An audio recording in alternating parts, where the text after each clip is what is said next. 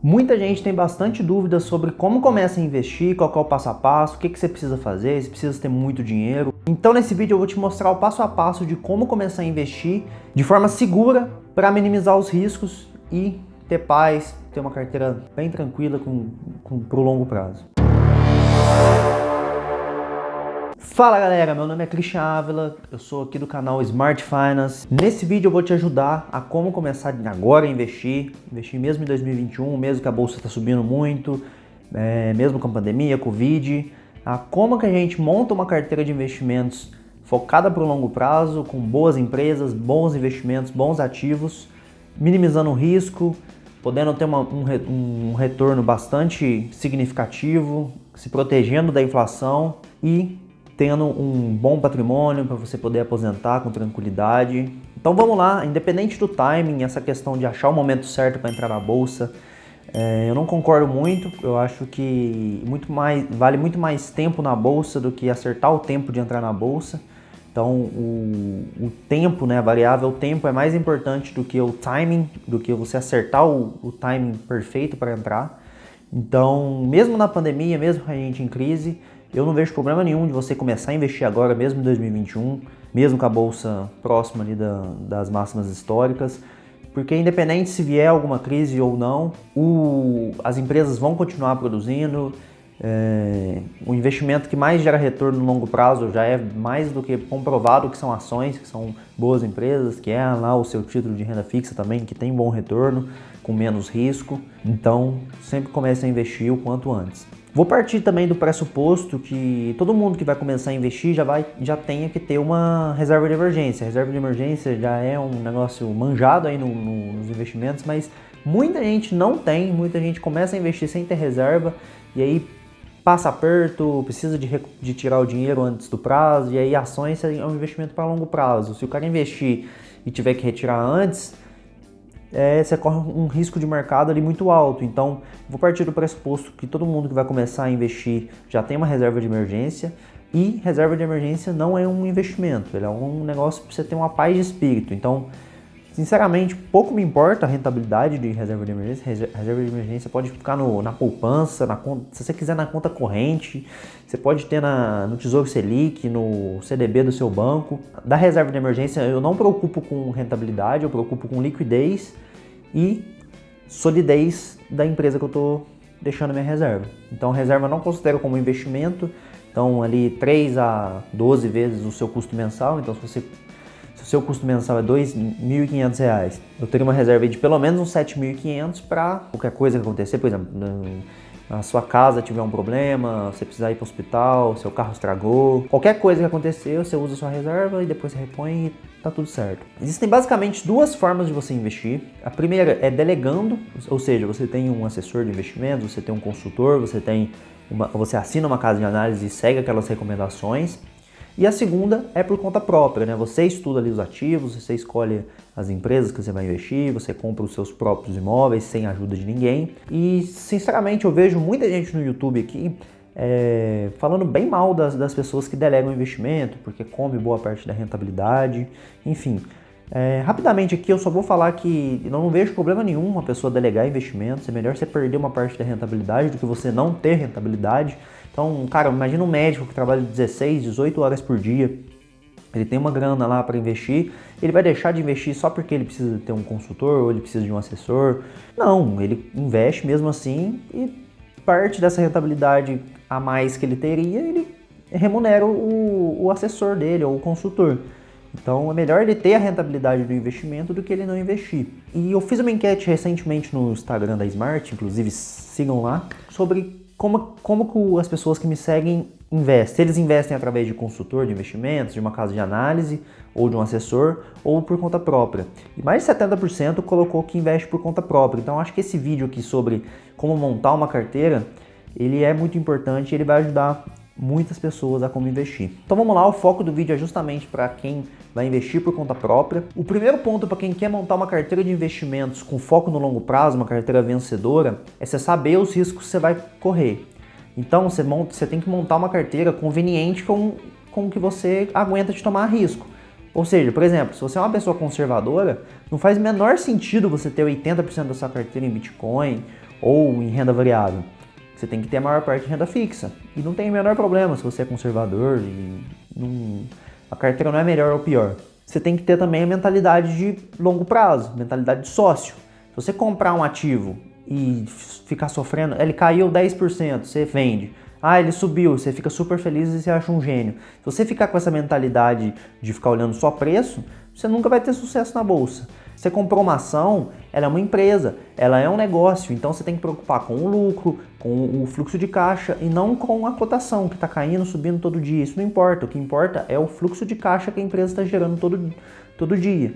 Em relação ao risco da carteira, muita gente, e eu aprendi isso quando eu estava estudando no mercado financeiro na faculdade, e muita gente acredita fielmente nessa tese, que risco é igual a volatilidade. E risco não necessariamente é igual a volatilidade. Se você pegar, por exemplo, antes da crise do Covid, as ações estavam bem estáveis, com um crescimento até ali interessante. Se você pegar qualquer período pré-crise, tem pouca volatilidade, se você for parar para pensar. Eu, pessoalmente, não considero o risco como volatilidade. Para mim, o risco está ligado a 3 coisas, principalmente. A incerteza, imprevisibilidade e o preço que você está pagando. Por que incerteza? Por exemplo, um supermercado, ele tem uma receita muito mais... um restaurante, ele tem uma receita muito mais estável do que uma empresa de tecnologia, do que uma empresa da indústria farmacêutica.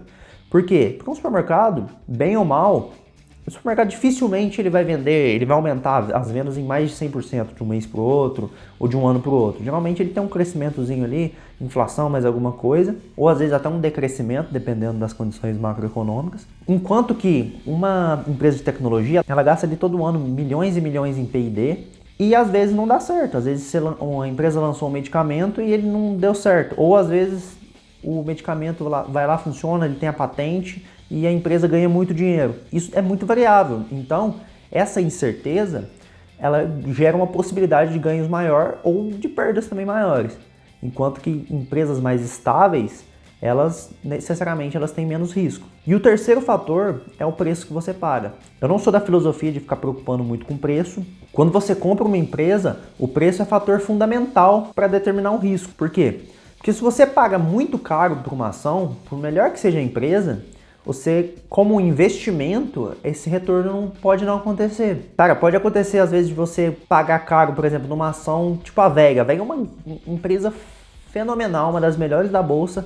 Pode ser, não estou falando que não é, mas pode ser que você pague muito caro numa VEG e ela seja um investimento ruim. E às vezes você paga barato numa empresa ruim, sei lá, uma Oi da vida, que é uma empresa péssima, e você pode ter um investimento bom. Uma coisa não está ligada na outra, necessariamente. Então, o que eu defendo é, você quando vai comprar uma empresa, você olha o preço e se não tiver nada anormal, você compra. Então, o ideal é você ter uma margem de segurança. Então, se você paga muito caro numa empresa, o seu risco é muito maior que quem paga barato. O cara que pagou R$40 em VEG, ele está tomando muito mais risco do que o cara que pagou 15, 10. Mas essa questão da margem de segurança, se você olhar o preço, eu defendo mais que você olha antes de você comprar. Depois que você já comprou, se você faz aportes mensais, esse fator preço já é um pouco mais batido, assim, você não precisa se preocupar tanto porque o mercado ele tende a ser eficiente no longo prazo, apesar de no curto ele ser uma loucura. Já em relação à mentalidade de investidor, eu bato muito nessa tecla porque, cara, muita gente fica em pânico assim quando as ações caem, ficam em choque quando acontece qualquer coisa no mercado e sinceramente, cara, esses burburinhos de curto prazo, eu nem fico sabendo, assim, do fundo do meu coração, assim, eu trabalho com isso e a não ser que seja um negócio muito importante, assim, muito valioso, eu nem leio, eu vejo, a única informação assim que eu tiro mais das empresas é do RI. Agora notícia de jornal, notícia da Infomoney, notícia do Money Times, sinceramente pra mim eu nem leio. E cara, você tá investindo em negócios, que nem eu falei. Quando você compra um imóvel, quando você compra qualquer coisa na vida real, né, que você não está comprando uma ação, você está comprando real, assim, um imóvel, cara, você não fica olhando o preço. Você geralmente, por exemplo, se você compra um imóvel, você está preocupado se você vai conseguir alugar ou não. E aí se aluga, você está interessado em saber se o cara que você alugou, ele ele vai se pagar o aluguel ou não.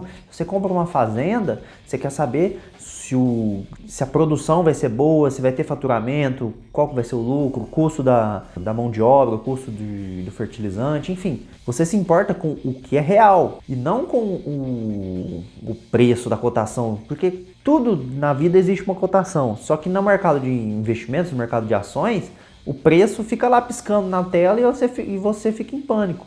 Eu tenho certeza que se o imóvel ou um restaurante, um supermercado, uma fazenda, se ele tivesse o preço piscando na porta do negócio, muita gente ia fazer decisões extremamente equivocadas. Não se importe com isso. Tem uma mentalidade de sócio, tem uma mentalidade de longo prazo que você não vai sofrer com esses burburinhos de curto prazo e tomar decisões equivocadas. Quando você compra ações, você tem direito a esses lucros futuros que a empresa for gerando, entendeu? Sabendo dessa questão da mentalidade, você ter uma mentalidade mais de sócio e sabendo do risco, para você montar uma carteira, você não ultrapassar muito o risco que você tolera, é hora de você fazer a análise de perfil e saber exatamente qual o risco que você tolera. Acho que todas as corretoras, bancos, enfim, tem esse análise de perfil do investidor.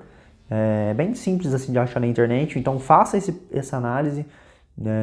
Geralmente elas são bem padrões assim, então é bem tranquilo de fazer. Sabendo o seu perfil, se você é mais conservador, se você é mais arrojado, agressivo, enfim, aí você vai criar a sua macroalocação da carteira. E o que é exatamente isso? Vou mostrar aqui um exemplo prático de como é a macroalocação da minha carteira, ou pelo menos a macroalocação alvo da minha carteira, onde que eu quero chegar.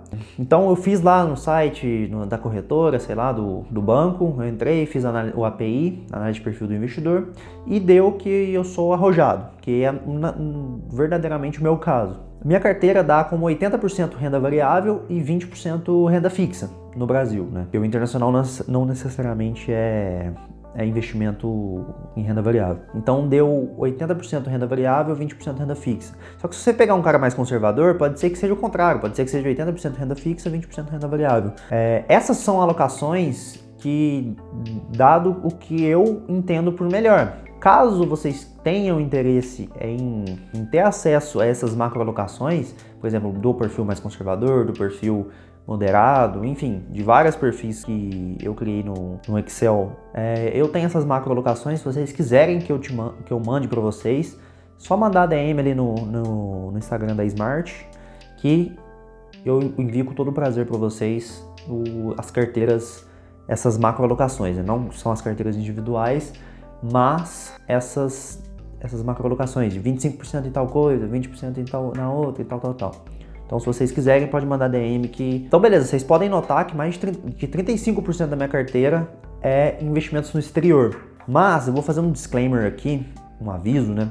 Que para quem está começando agora, não necessariamente você precisa ter esse investimento no exterior. Eu acho importante você ter, é importantíssimo, não fique apenas no real. Mas para quem está começando, às vezes está com 6 meses, 1 ano de bolsa, não se sente seguro, tem a questão da declaração de imposto de renda, tudo. Sinta-se seguro investindo no Brasil, investindo nas ações que você tem mais conhecimento, que você é cliente, que você, enfim, gosta dos produtos, acredita na empresa. Quando você se sentir confortável, aí sim você tem quase que uma obrigação de ter renda em dólar. Não precisa ser 35%, eu considero 35% para mim importante, mas caso você queira ter ali 15%, 20%, às vezes até menos, não tem o menor problema, mas eu acho muito importante ter pelo menos ali uns 10% de renda em dólar. Então é isso. Acho que os fatores mais importantes, assim, resumidamente, é a mentalidade de sócio. Você tem que ter a mentalidade de ter o sangue frio, de não ficar vendendo por causa de preço, de não se preocupar mesmo com o preço, a não ser que seja muito absurdo, assim, o preço subiu muito, aí você vende, mas fora isso, e isso são ocasiões bem raras, na verdade. Não se preocupar com o preço, ser mentalidade de longo prazo, de sócio, comprar um negócio para você receber os lucros futuros, para você fazer parte daquilo e ter uma carteira conveniente com o risco que você tolera. Então, você define ali o quanto de risco você quer tomar, fazendo o API, fazendo análise de perfil de investidor, monta uma carteira bem feita ali com a macroalocação dado o seu perfil e é sucesso, não tem erro. Então nos próximos vídeos eu vou fazer algo mais direcionado a, por exemplo, investir na bolsa, investir no exterior, investir em renda fixa. Então eu vou fazer esses vídeos mais específicos. Esse aqui eu quis muito fazer porque eu acho de extrema importância você ter esse disclaimer, né? Essa explicação antes de você começar a investir. Então eu acho esse vídeo extremamente necessário. É isso. Espero que vocês tenham gostado desse vídeo. Então, se você gostou do vídeo, dá um like, isso incentiva demais o canal, o trabalho, enfim. Inscreva-se no canal também para você continuar acompanhando essa série. Segue a gente no Instagram, que é o lugar onde eu posto mais coisas, onde eu sou mais ativo do que aqui no YouTube. O YouTube dá bastante trabalho para produzir um vídeo, então eu posto com um pouco menos de frequência. Mas lá no Instagram eu tô sempre mais ativo, eu posto quase todo dia. Muito obrigado por ter assistido esse vídeo. Espero que vocês tenham gostado. Fiquem bem e até mais.